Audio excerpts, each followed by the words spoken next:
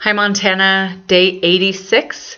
And as always, when we get this close to the end of the session, there was a lot of waiting today. We were supposed to start at 11, but the Appropriations Committee was still kicking out the last few compromise bills, and so we waited 2 hours for them and ended up starting around 1. And we only had 2 bills up for votes, neither of which were part of this end deal between the two parties in the governor's office. We had 7 bills on third reading, 5 of which I think probably are part of the final compromise package between the parties in the governor's office. Someone stood up and made a motion to adjourn the entire legislature, even though we haven't passed a major jobs bill. That only got 34 votes. And then there was a motion to reconsider the bill that passed yesterday that had funding for early childhood education. That failed.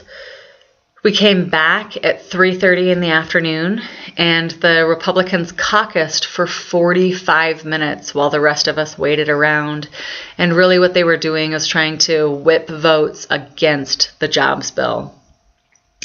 We had 7 bills up on second reading, and I think 4 of them were probably part of this end compromise between the parties and the governor.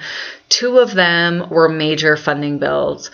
One of them was to implement certain triggers so that if in the next 2 years Montana actually doesn't raise the money that is expected, that there will be certain cuts across the board in all departments to make up for that loss of revenue.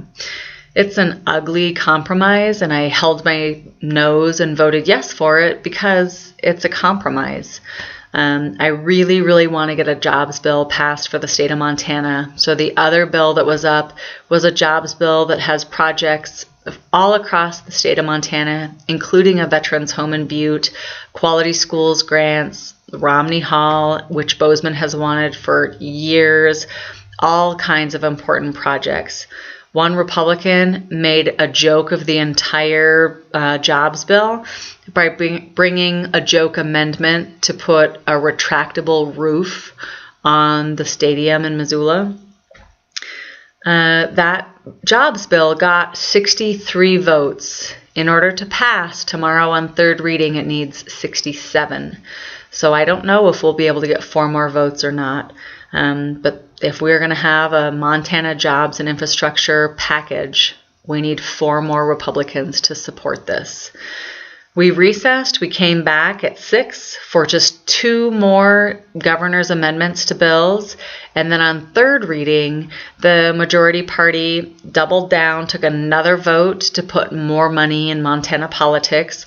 That's Senate Bill 368, and 52 people, all I think but 1 Republicans, took a vote to put more money in politics.